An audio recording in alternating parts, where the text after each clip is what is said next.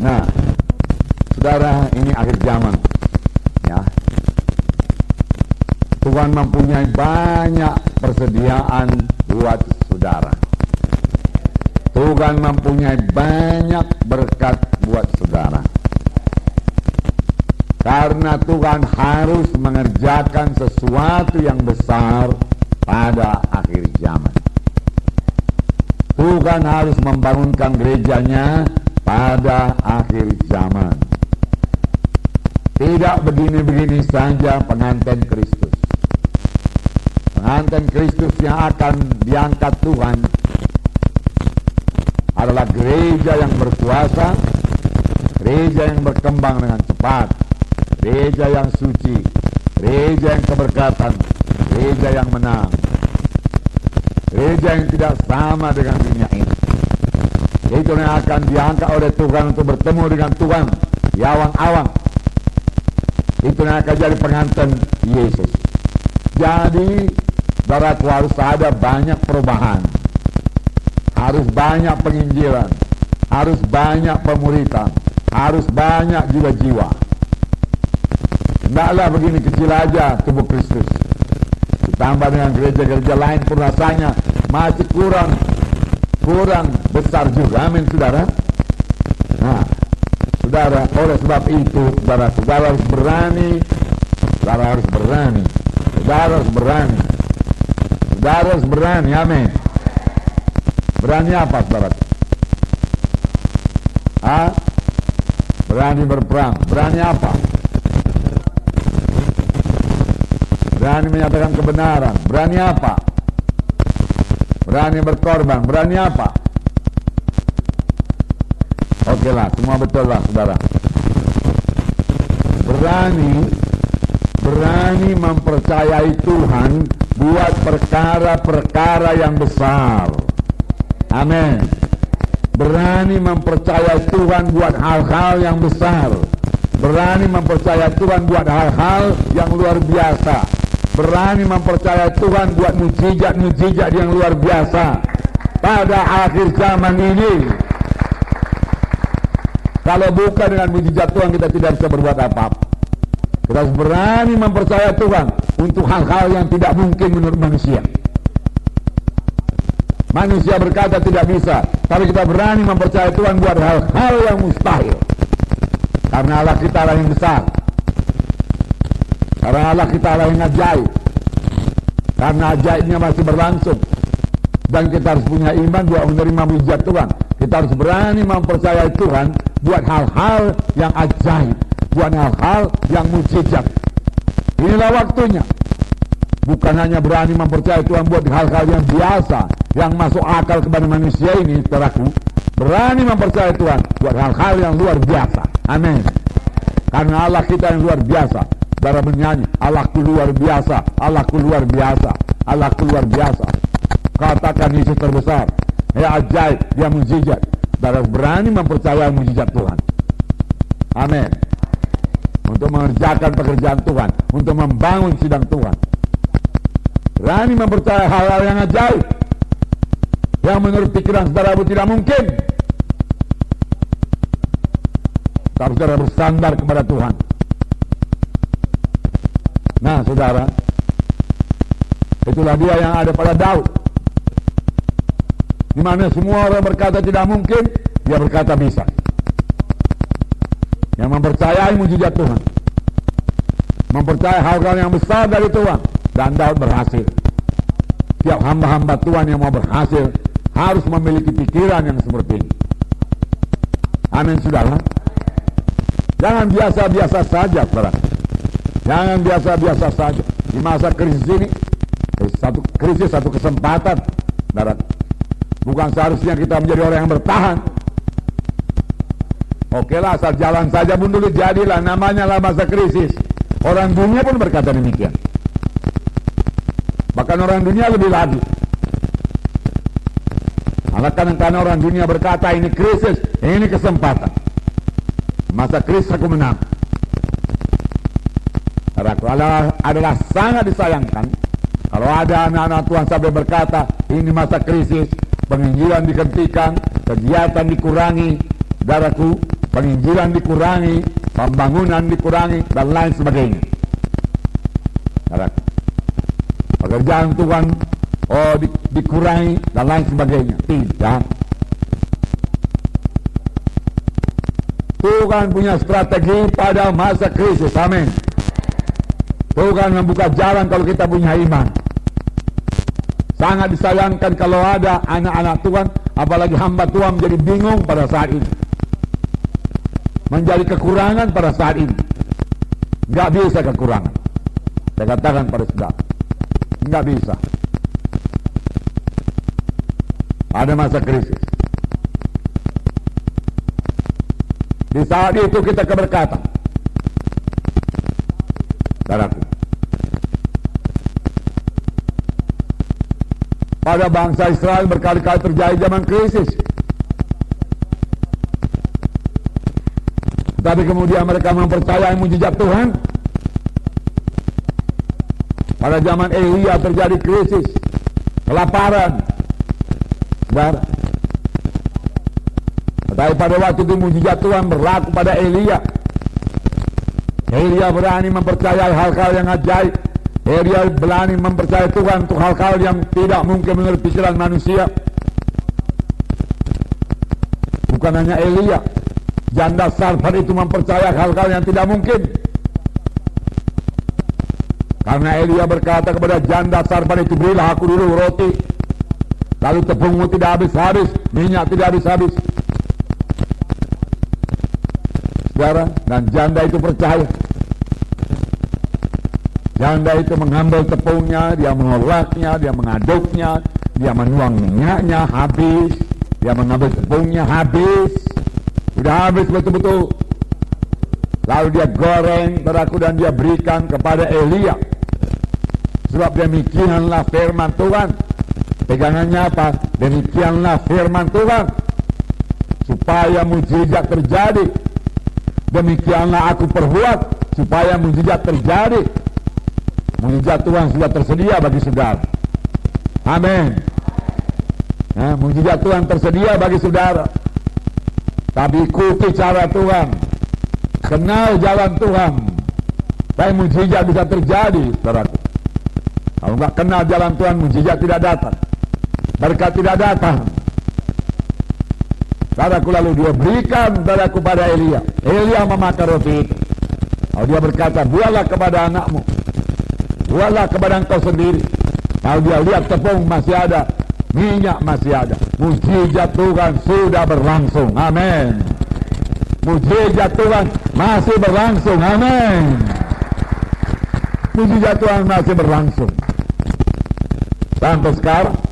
Untuk apa itu tuliskan? Ya, udah lewat ceritanya kan.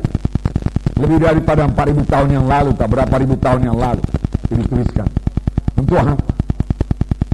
Supaya kita berani mempercayai hal-hal yang ajaib dari Tuhan. Bukan biasa-biasa saja. Percaya kepada hal-hal yang ajaib. Tetapi jangan lupa untuk itu saudara juga perlu membuat apa? Membuat apa, saudara pikir? Membuat apa? Ingat aja janda itu, apa dia buat? Kepada Tuhan lebih dahulu. Ada orang beri kepada Tuhan lebih dahulu, enggak juga terjadi mujizat Tuhan. Tindakan yang berani, hampir betul.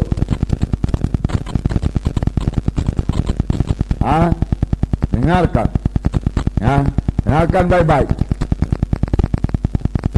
Saudara perlu membuat terobosan iman.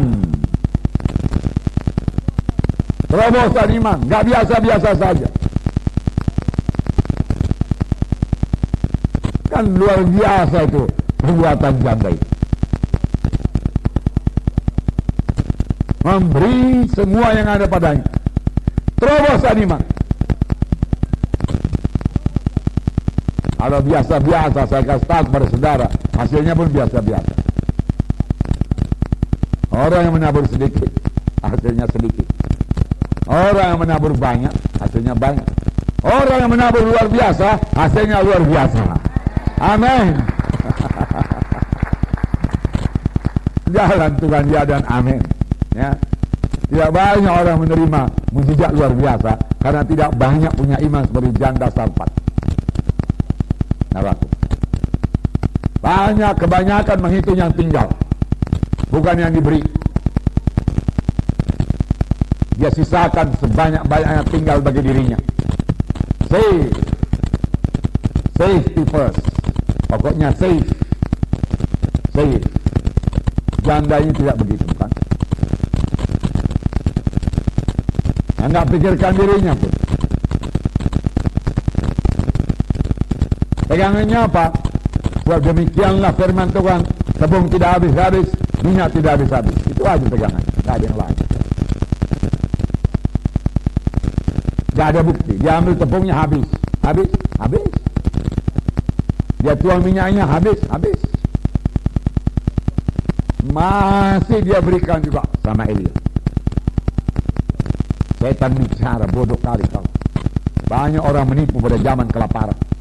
Jangan bodohlah kawan, dia kata. Pakai otak, pakai logika. Ya, pakai logika, dia kata. Masa bisa itu? Udah dikasih kok bisa datang lagi? Gimana belum pernah kejadian seperti itu? Ya. Karena orang yang berkata demikian lupa dia bahwa Tuhan memberi makan bangsa Israel 40 tahun lamanya dengan manna pada 3 juta orang tiap hari, saudara. Tuhan kita Tuhan yang besar. Tidak ada kesulitan buat Tuhan memberi makan 3 juta orang. Apalagi memberi makan satu janda dengan anaknya tanda Elia. Tidak ada persoalan sama Tuhan. Cuma di mana iman. Kembalilah kepada firman Tuhan sekarang. Firman Tuhan berisi mujizat Tuhan. Supaya saudara berpikir dalam alam mujizat, alam ajaib, alam mujizat. Jangan berhitung kalkulasi manusia. Tak pernah dapat nanti saudara. Percayai Tuhan kita ajaib. Nah, saudaraku, saudara, kalau soal goncangan, saudaraku, Bukti berani berkata, segala sesuatu yang dapat digoncang akan digoncang. Akan bertambah banyak goncangan. Bukan bertambah rendah goncangan, bertambah banyak. Orang merasa sekarang sudah sangat hebat goncangan, bukan bertambah rendah dia. Saya kasih tahu kepada saudara, bertambah banyak goncangan. Ini belum apa-apa, saudara. Kalau sekarang saudara sudah nggak tahan, saudaraku, ya, saudara akan jatuh. Sekarang ini tambah bersemangat. Amin. Sekarang ini tambah menyerang. Ya, sekarang ini membuka gereja baru. Amin. Ya. Itu baru bisa bertahan. Baru menyerang.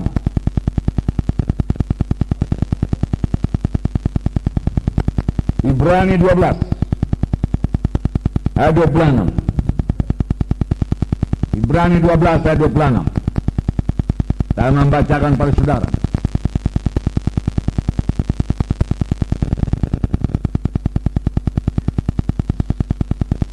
Ayat 26.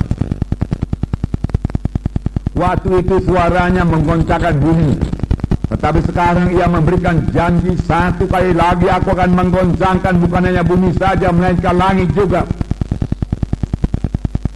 Ungkapan satu kali lagi menunjuk kepada perubahan pada apa yang dapat digoncangkan, karena ia dijadikan supaya tinggal tetap apa yang tidak tergoncangkan. Supaya tinggal tetap apa yang tidak tergoncangkan. Apa yang tidak goncang, saudaraku, sekarang ini? Firman Tuhan. Gereja pun digoncang. Baca aja di koran. Ini semua digoncangkan Tuhan supaya tinggal nanti yang tidak bisa digoncangkan. Untuk saringan Saudara, jadi ini merupakan kesempatan. Katakan kepada saudara, ini merupakan kesempatan. Orang yang sudah digoncang itu perlu pegangan. Saudara, orang yang digoncang dukun santet itu perlu pegangan. Ketakutan dia itu, ketakutan. Saudara, cerita firman Tuhan kepadanya dalam urapan Roh Kudus, saudara. Roh Kudus juga bekerja membawa dia kepada keselamatan. Tapi jangan lupa urapan Roh Kudusnya. Jangan lupa urapan Roh Kudusnya. Amin. Nah, dari mana saudara urapan Roh Kudus? Persekutuan. Dari persekutuan. Dari persekutuan dengan Tuhan yang intim. Tanpa persekutuan yang intim dengan Tuhan, gak ada urapan.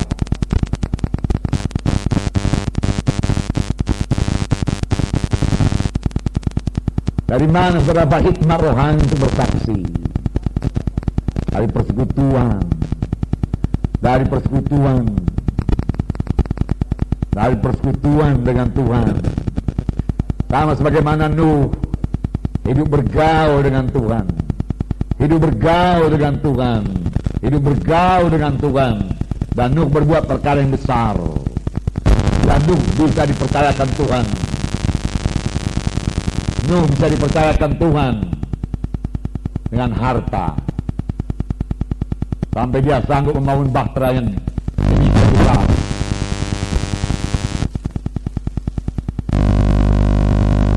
Tentunya banyak dananya itu ya. Banyak ya. Banyak apa enggak? 100 tahun keluar dana terus menerus. Berapa perlu? Beli kayu, beli ini.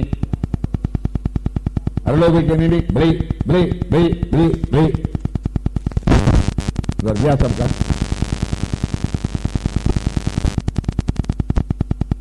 Tahu saudara kuncinya apa?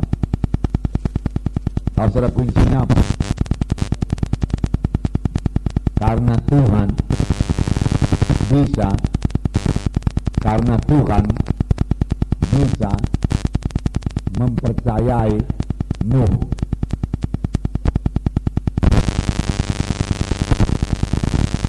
Tuhan kasih dompetnya buat Nuh. Nah, Nuh, berapa kau perlu untuk pekerjaan? Ku ambil.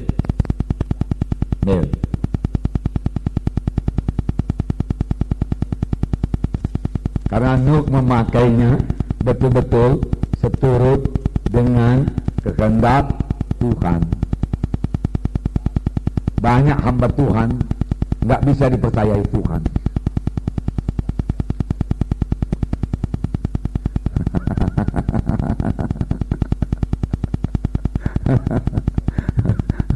Sanksi Tuhan, saudaraku.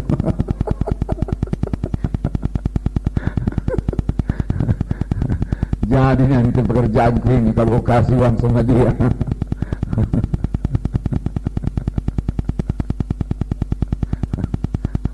Makanya Tuhan tunggu matang dulu, benar-benar bisa dipercaya dulu.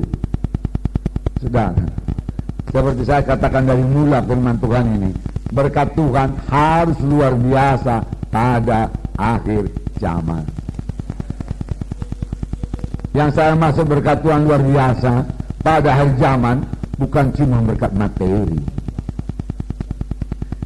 termasuk berkat badan, berkat kesehatan juga luar biasa pada akhir zaman. Termasuk berkat rohani juga luar biasa pada akhir zaman. Hikmat juga luar biasa pada akhir zaman. Urapan juga luar biasa pada akhir zaman.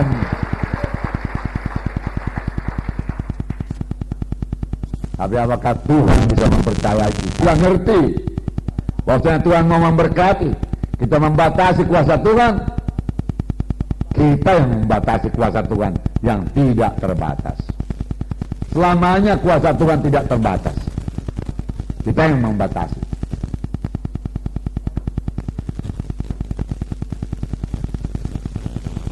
Saya memberitahu kepada saudara, kebaktian di Kisaran sangat berkemenangan. Di gedung Serbaguna, saudaraku, saya tahu berapa muatannya boleh jadi, lebih, ya, beberapa, ya. Penuh semua dengan balkon-balkonnya semua, boleh jadi 1000 lebih, ya. Dan penjaga gedung itu berkata, belum pernah gedung ini sepenuh ini. Pekerjaan siapa ini, saudaraku? Pekerjaan Tuhan, pekerjaan Roh Kudus. Kita hanya melakukan bagian kita. Bahkan undangannya pun minim, 7.000 undangan. Yang hadir, saudaraku, 1.500, 1.200. Yang berdamai, saudaraku, 400 sekian. KKS yang berdiri di Kisaran, tambahan KKS 3. Jiwa-jiwa datang. Karena kita mempercayai perkara yang besar.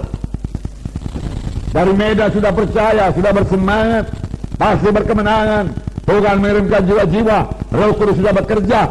Mengapa? Karena doa sudah dijalankan, perang rohani sudah dijalankan. Perang rohani sudah dijalankan dan sudah dimenangkan. Perang rohani sudah dimenangkan. Kisaran sudah direbut dulu dalam doa. Lalu kita cari tempat kebaktian. Selesai KKR, saudaraku. Tengah hari kami mencari dengan Supratman, saudaraku. Karena dia pandai berbahasa Cina, dia memang orang Cina, saudaraku. Ya.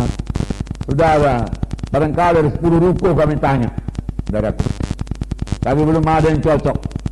Harganya kebanyakan terlalu mahal. Ada yang sampai 15 juta, saudara.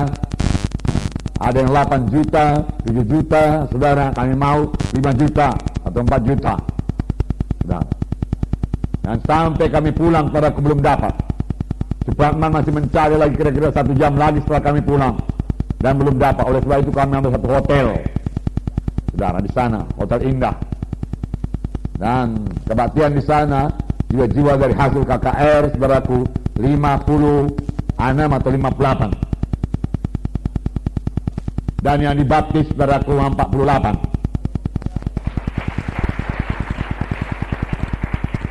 Dan di Rantau Perapat segera berdiri, sudah berdiri, saudaraku, di kotanya 10 KKS baru. Bisa cepat kan, saudara? Bisa ya, cepat ya. Nah, di dalam tempo, saudaraku, 2-3 hari saja.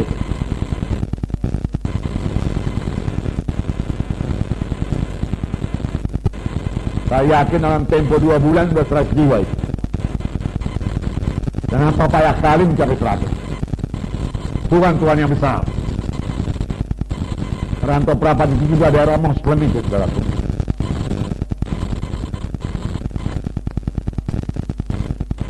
Saya kepingin tanah gereja besar. 500-600 ribu. Amin, saudara. Itu iman saya, saudaraku. Dan saya masih bergiat mau berangkat ke sana.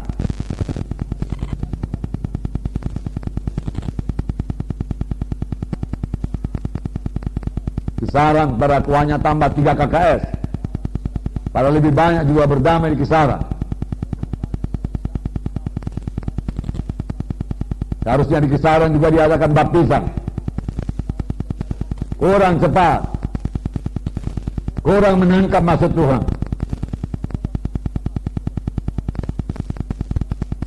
Ini akhir zaman, saudaraku. Nggak bisa mengerjakan Tuhan, pekerjaan Tuhan biasa. Minggu ke minggu biasa, minggu ke minggu biasa. Dari ketinggalan, nanti ketinggalan. Jangan berpuas dengan jiwa, saudaraku. Saudara yang saudara di desa, saudaraku. Di desa pun, saudaraku, minimum maunya 100 lah, saudaraku. Kalau ibu kita kan kecamatan, saudaraku, lebih 100, saudaraku. Kalau ibu kota, kabupaten, saudaraku, ya tentunya, saudaraku, di atas 300 lah, saudaraku. Nah, Kalau tempatnya nggak muat, saudaraku, 3 kali kebaktian, 4 kali kebaktian, 3 kali, 4 kali. Apalagi saudara masih mudanya, 3 kali kebaktian masih bisa dilayani. Amin. Saya sendiri kadang-kadang sampai sekarang biasa 3 kali kebaktian. Pagi 2 kali kebaktian, sore masih ada kebaktian. Dan saudara tahu kalau saya kebaktian lama. Amin, saudara. Nah, apalagi saudara masih muda, jangan tahu kehabisan suara. Saya sudah 30 tahun lebih berteriak, saudaraku. Suara saya nggak habis juga, bro. Atau saudara lihat tambah habis. Nah, cuma kalau pulang ke KR agak serak sedikit. Nanti 2-3 hari dia kembali lagi. Amin. Apalagi saudara masih muda.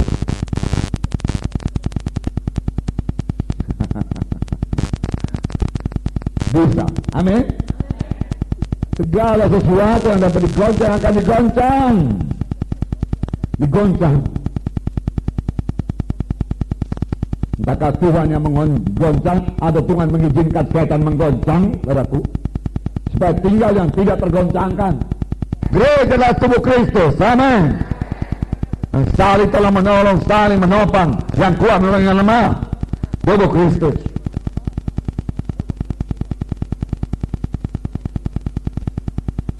Nah, saudara sudah dapat firman Tuhan mengenai tubuh Kristus? Sudah? Bulannya lewat? Bukan. Ada bulannya lewat. Supaya jangan pindah-pindah gereja. Ya? Hah? Gereja lokal. Misteri Tuhan. Rahasia Tuhan. Ya? Tujuan kekal dari Allah yang kekal. Itu Kristus, sudah ya? Nah itu gereja. Supaya tinggal yang tidak tergoncang. Jangan lupa, Daniel 11 ayat 32. Di sini dikatakan umat yang mengenal Tuhannya akan kuat. B, 32b. Tetapi umat yang mengenal Allahnya akan tetap kuat dan akan bertindak. Tetapi umat yang mengenal Tuhannya akan tetap kuat dan akan bertindak. Benarnya firman Tuhan ini berkata, umat yang mengenal Tuhannya akan tetap kuat dan mengadakan ledakan dan mengadakan kejutan. Ledakan, kejutan. Amin. Ini dia bagian saudara. Mengadakan kejutan, mengadakan ledakan.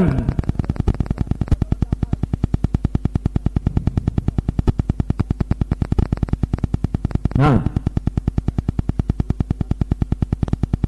iblis, setan, kuasa kegelapan tidak memegang kendali, tidak mengatur kita. Amin. Bukan Yesus yang memegang kendali, bukan Yesus di atas tahta. Walau bagaimana gelombang, walau bagaimana krisis, bukan Yesus berkata, segala kuasa di sorga dan di bumi ada padaku. Amin. Tuhan Yesus, firman Tuhan tidak berkata, segala kuasa di sorga dan di bumi ada pada iblis. Atau segala kuasa di bumi ada pada iblis. Tidak. Segala kuasa di sorga dan di bumi ada padaku, Tuhan Yesus berkata. Karena itu pergilah kamu, pergilah kamu, pergilah kamu. Aku menyertai kamu. Aku menyertai kamu. Kalau kita pergi, Tuhan menyertai. Kalau kita pergi, Tuhan menyertai.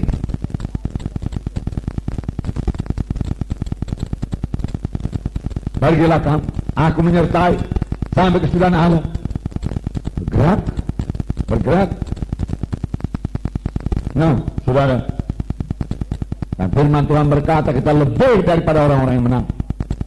Kita lebih daripada orang-orang yang menang. Amin. Ayo bangunlah, saudara. Bangunkanlah iman saudara.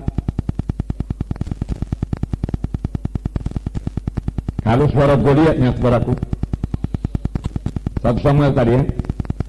17, saya baca pada saudara. 1 Samuel 17, saya 1 sampai 3. Udah dibaca? Udah, oke. Jadi bangsa Israel berperang dengan bangsa Filistin. Oke. Yang menjadi persoalan teraku, bangsa Israel nggak ada senjatanya. Jadi baca dari tukang besi pun nggak ada. Ini kehendak setan. Supaya anak-anak Tuhan jangan punya senjata. Jangan punya senjata. Bisanya seorang hamba Tuhan atau seorang anak Tuhan sampai ke sorga, tetapi hidupnya jatuh bangun, pelayanannya jatuh bangun, bisa juga sampai ke sorga sebagai menuruti api. Tetapi saya nggak mau demikian. Saya mau bergerak dari kemenangan kepada kemenangan. Amin. Ya, jangan tanpa senjata. Saudaraku, sebagai prajurit, saudaraku harus punya senjata. Amin. Punya senjata.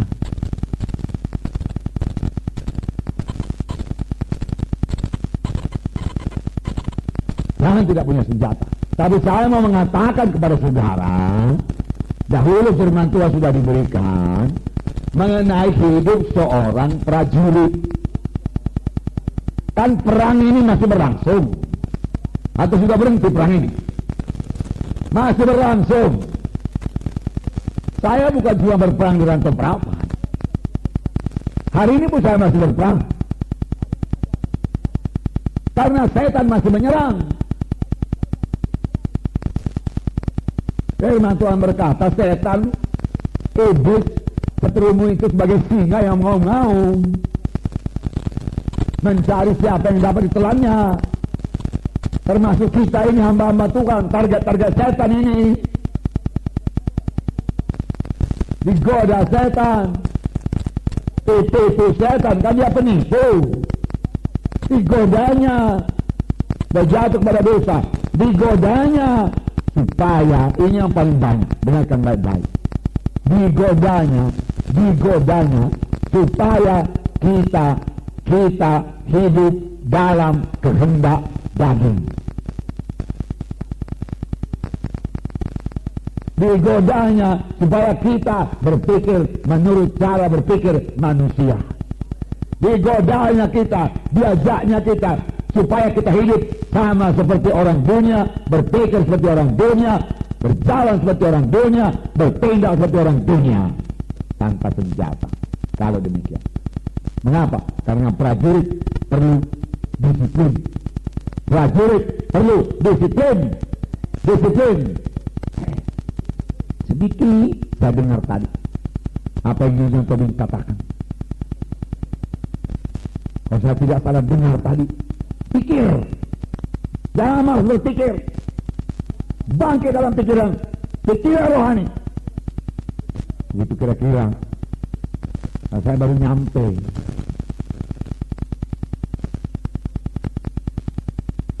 Saudaraku, pikir, jangan melantur dia ke dunia, melayang dia ke dunia. Disiplin.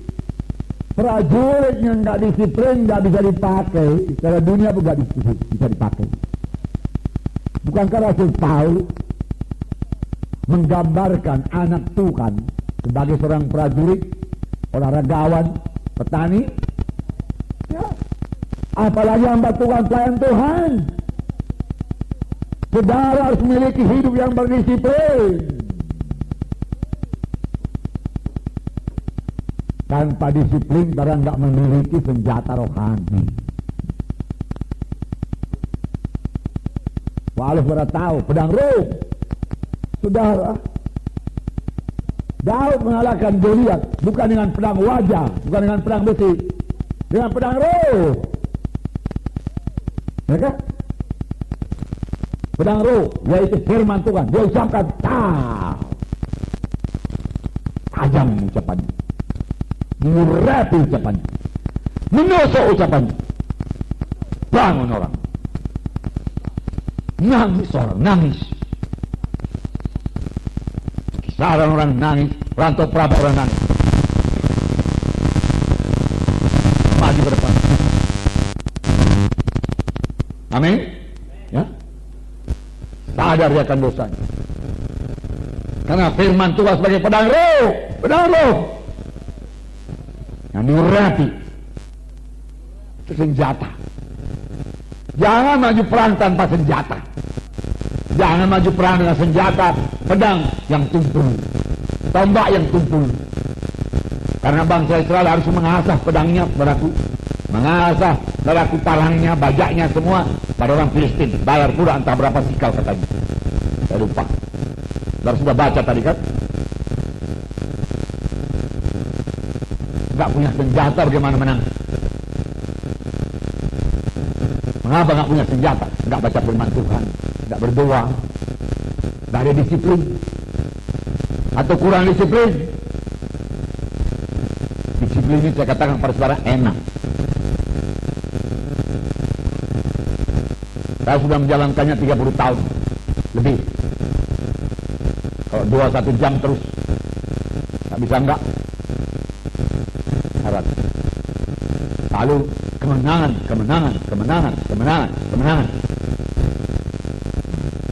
enggak jatuh bangun. Jatuh bangun pun bisa ke surga, saya katakan tadi ya, enggak ada apa-apa. Syukur-syukur kalau tercampaknya waktu bangun surga. Kalau tercampaknya waktu jatuh dalam dosa ke neraka. Jadi besar juga risikonya itu jatuh bangun. Kita dalam dunia ini pun nggak berhasil, pelayanan nggak berhasil, pelayanan miskin, lalu jadi permainan setan, ketawaan orang dunia.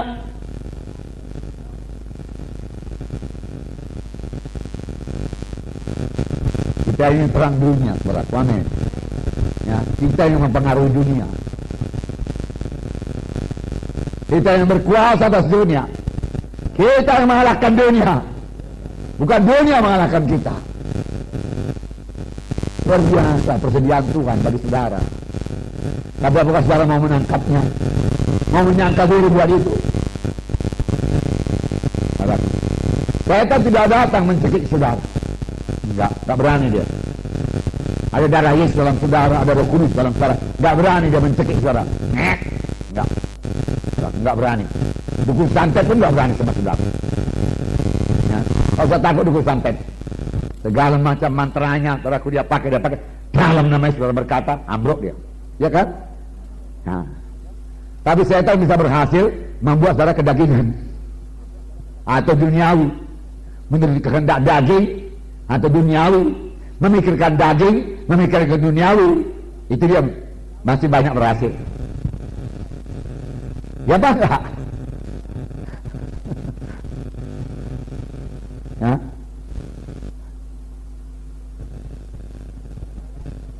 Nggak mempercayai kuasa Tuhan, nggak mempercayai mujizat Tuhan, dia bisa serang dari situ.